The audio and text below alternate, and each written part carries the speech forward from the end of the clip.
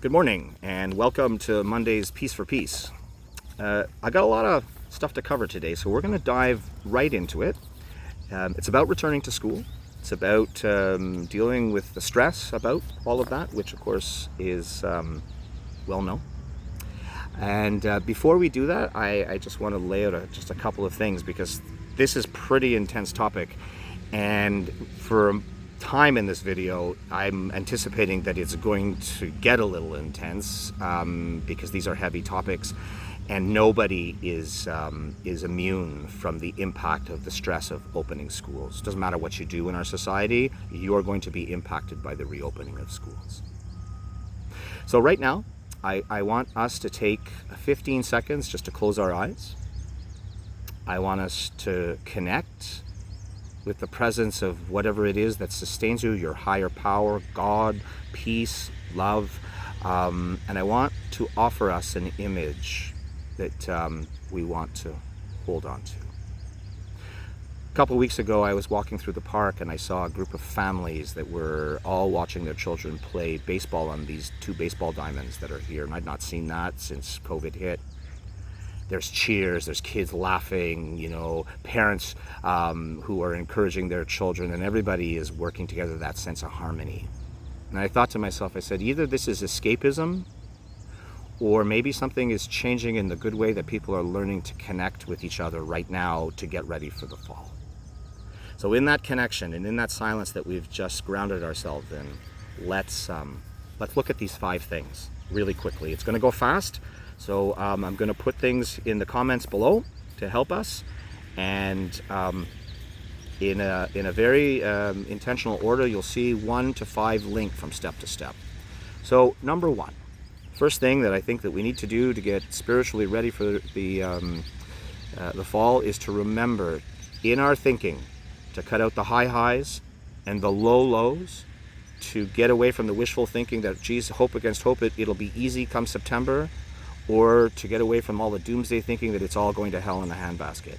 Because in between that is the space where we learn to respond rather than react to a crisis.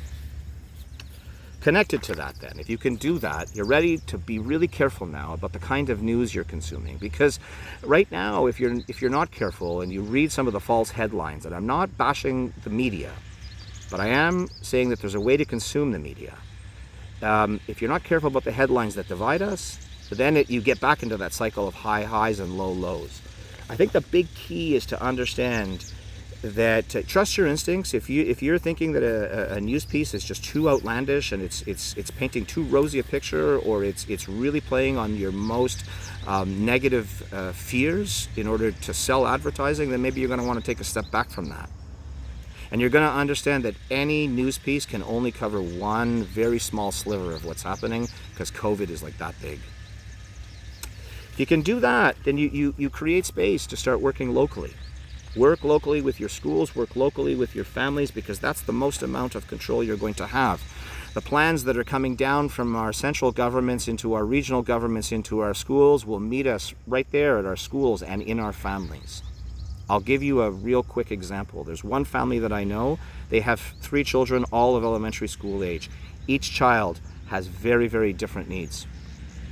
And the family has gotten together and they've had family meetings, and they have come up with plans that are coordinated as a family that they've agreed upon, but each child will be served differently as best as possible.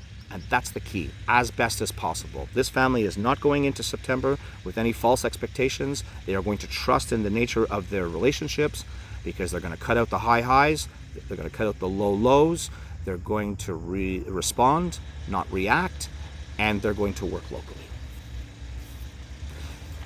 The next thing is there's a lot of concern that I hear about learning.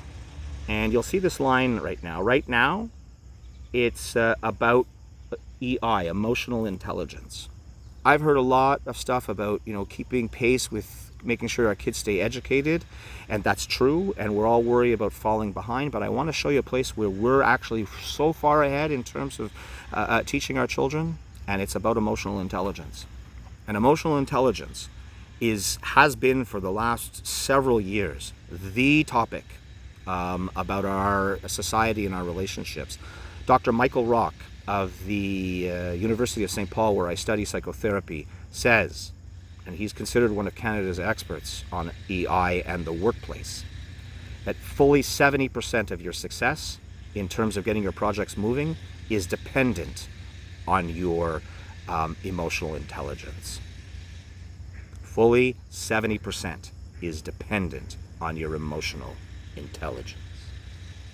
So, the other piece is knowledge and skills, and those are important also, but let's understand that our children, in coping with all of this, we are building their emotional immune systems right now. That maybe when another curve that we're going to flatten is all the spikes and anxiety and non-functional people, because our stress levels and rates of depression are hitting record levels in this last decade. We know this. Go look at the statistics. Right now, you want talk about herd immunity of a different kind? Don't talk about COVID. Let's develop herd immunity to things that affect our emotional intelligence. That's so key. And that's happening now. Boy, we have a real opportunity to do that. And the last thing is, in the same way that our what did we do on our summer vacation so that we don't lose the learnings of the spring, this is a time for us to reflect right now in August of what are the things that we did, the coping mechanisms that we employed, maybe eating better, going for more exercise. How did you divide up the spaces in the house and all of those kinds of things back when this all hit? What worked for you?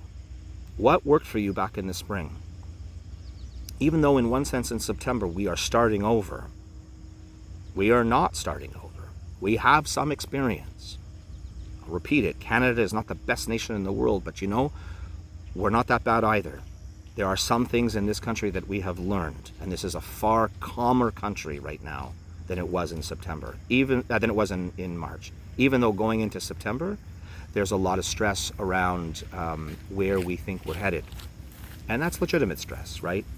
So if it's legitimate stress, let's remember that we have stuff in our past. Let's review it. So hopefully that was not too intense for you, and I'd like to bring us back to a place of calm and peace, and think about those kids playing back there in those baseball diamonds. And get grounded. Get grounded right now with me in a place where you know that inner self of yours, that sweet spot in your heart, or God or your higher power, or the wisdom of what you've lived, your friendships, no matter how hard it is, you have to go there. So go with me there now. Let's take a moment in silence again. Just to be there slowly.